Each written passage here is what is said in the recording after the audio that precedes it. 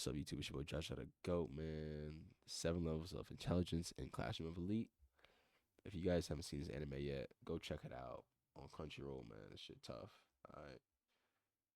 It'll show you why somehow the student board runs the world or some shit. I don't know. Level 1.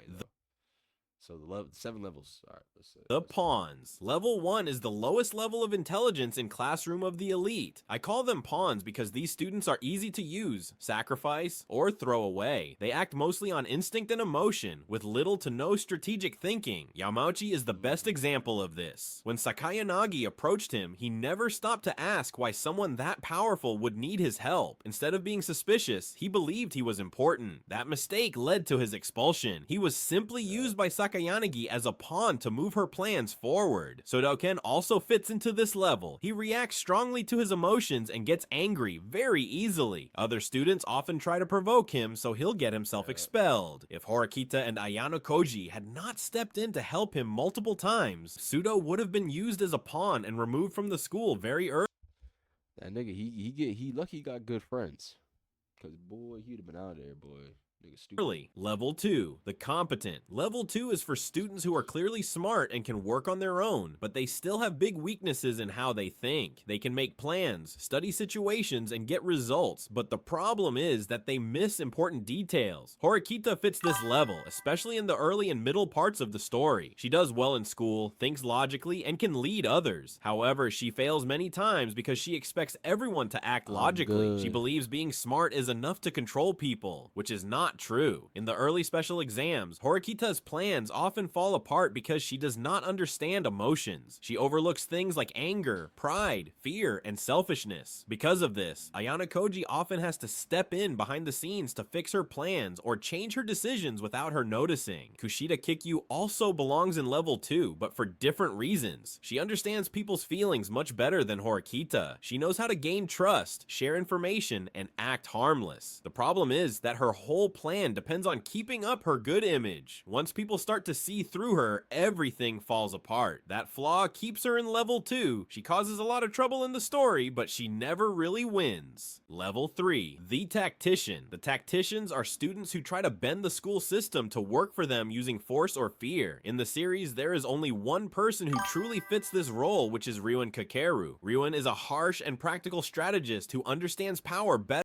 Yeah, I was dealing with work and shit, 3 days. Better than almost anyone in the school. He is not the smartest student or the strongest fighter, but he knows how to use fear, information, and violence to get what he wants. A clear example is how he controls Class C. Ryuen creates a system where disobeying him has serious consequences. Students do not follow him because they trust him. They follow him because going against him is much worse. One strong point about Ryuen is that he actively looks for information. He spreads false rumors, searches for leaks, and sets traps to expose hidden players. We see this when he hunts for the mastermind behind Class D. Even without knowing Ayano Koji's identity, Ryuen was able to correctly figure out that someone is secretly in control. His biggest weakness is that his actions are easy to notice. He is very aggressive, and that leaves clear signs behind. Because of this, higher level thinkers can predict his moves and plan around him. Level 4, the wild cards. Level 4 characters do not rely on fear or constant pressure. Instead, they follow their own rules. There are two characters I would put here, which is Koenji and Nagumo. From the start of the series, yo, this nigga Koenji is a superhuman. If you know, you know, bro. Koenji is different. Oh, okay, where you went? You want a little vacation? it is clear that Koenji is very smart, but he chooses not to get involved. He understands the exams, sees through manipulation, and reads situations correctly, yet he only acts when it benefits him. During the uninhabited island exams, Koenji shows that he can dominate physically, mentally, and strategically if he wants to. Even then, he refuses to work with others. Because of this attitude, Koenji cannot be controlled and cannot be relied on. That makes him dangerous. Characters like Ayanokoji or Sakayanagi cannot manipulate him because his actions are unpredictable. While Nagumo is the opposite of Koenji, he fully engages with the system, but only for his own enjoyment. I feel like to a certain extent, I'm a Koenji type of nigga. You feel me? As the student council president, Nagumo treats the school like an experiment. He creates power imbalances and twists the rules to suit himself. However, Nagumo's intelligence is very self-centered because he wants everyone to see his dominance, and this desire makes him reckless and creates weaknesses. But just like Koenji, Nagumo is too powerful to be easily controlled, which is why they both belong in level 4. Level 5, the elite. Level 5 characters are people who possess natural talent. This is where Sakayanagi Arisu fits best. Sakayanagi's biggest strength is her position. She almost never acts directly. Instead, she creates situations where other people are forced to act in ways she can predict. A good example is the Class D versus Class A special exam on the cruise ship. Sakayanagi was able to figure out that Ayano Koji was the real brain behind Class D before anyone else did, and she did this without spying or investigating him. She recognized that Class D's sudden improvement did not match Horikita's way of thinking. From that alone, she realized someone else was secretly in control, and instead of exposing Ayano Koji right away, or trying to destroy him, Sakayanagi created situations meant to push him out of hiding and force him to reveal himself. Horikita Manabu also belongs in level 5. He was one of the smartest students in the entire series. Even when Nagumo tried to interfere and sabotage him, Manabu stayed in Class A until he graduated. That alone shows how strong and consistent his ability was. We could also put Amasawa Ichika in this level. She came from the White Room and was trained alongside people like Ayanokuji. She was sent to Advanced Nurturing High School with the goal of getting Ayanokuji expelled. Throughout the series, she caused chaos by provoking others and spreading confusion, all while staying hidden beneath everything. Level 6, the Prodigy. Level 6 represents Wait a minute, nigga.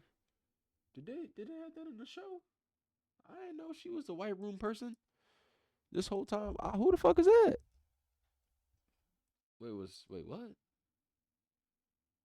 Professor Ayano artificial Koji. perfection. This is intelligence that was not built through normal life experiences, mistakes, or growth, but was created through extreme training. Yagami Takuya is the only student on the level. Yagami is a White Room student in Classroom of the Elite. He was sent to the school alongside Amasawa Ichika with the goal of getting Ayanokuji expelled. He works with almost no emotion and follows a long, carefully planned strategy that nearly succeeds, even against Ayanokuji. During the Year 2 uninhabited island exam, Yagami's true ability starts to show. On the outside, he looks like a cooperative and helpful student. At the same time, he is running several secret plans. He gathers information on Ayanokuji's abilities, causes trouble for certain students to create confusion, gains the trust of important people to set up plans that will benefit him later. All of this shows just how carefully designed and dangerous his intelligence really is. Level 7, the Architect. Level 7 is the highest level of intelligence, and as expected, only Ayanokuji belongs here. Ayanokuji's greatest strength is total self-control. Unlike Yagami, he holds back his intelligence instead of showing it off. Most of the time, A word? GTA 6 got a release date? About damn time. About damn time. he chooses to do nothing and lets others make mistakes, November. waste energy, or destroy themselves. That patience alone puts him above everyone else. Throughout the series, Ayanokuji rarely acts directly. He uses other people to move things for him. This is clear in his fight with Ryuen. Ryuen tries everything including threats, exposure, and violence, while Ayanokuji shows no emotion and takes it all. But when he finally decides to act, the fight ends immediately. Most students are chasing something like power. That nigga Ayanokuji got straight hands. Word to moms, yo. He got straight hands. Ayanokuji different. I bet I'll check my Discord in a little bit. Power, status, or recognition, but Ayanokuji wants nothing, and because he wants nothing, he cannot be tempted, threatened, or controlled. Can't be tempted, threatened, none, bro. He just doing himself. I might be an Ayanokuji type of nigga. I ain't that smart, but you just can't get me on nothing. There is nothing to use against him. This also explains why He ain't got nothing to lose. You feel me? Happens with Yagami. Yagami's entire identity is built on being superior, but Ayanokoji breaks him by refusing to play along by denying Yagami the validation he wants. For most of the series, Ayanokoji places Horikaita in the leader role. He gives her just enough help to succeed, making it look like she earned the victories herself. This keeps attention off him. While everyone is focused on Horikita, Ayanokoji quietly gathers information on every class without being seen as a threat. That is why no character truly threatens him. Others may challenge him, annoy him, or force small changes, but they can never break him. To Ayanokoji, everyone is a pawn. Level 1. Rihanna The Koji. Yeah, like, subscribe and comment, man. Yeah, go check out Elite Classroom. It's real good.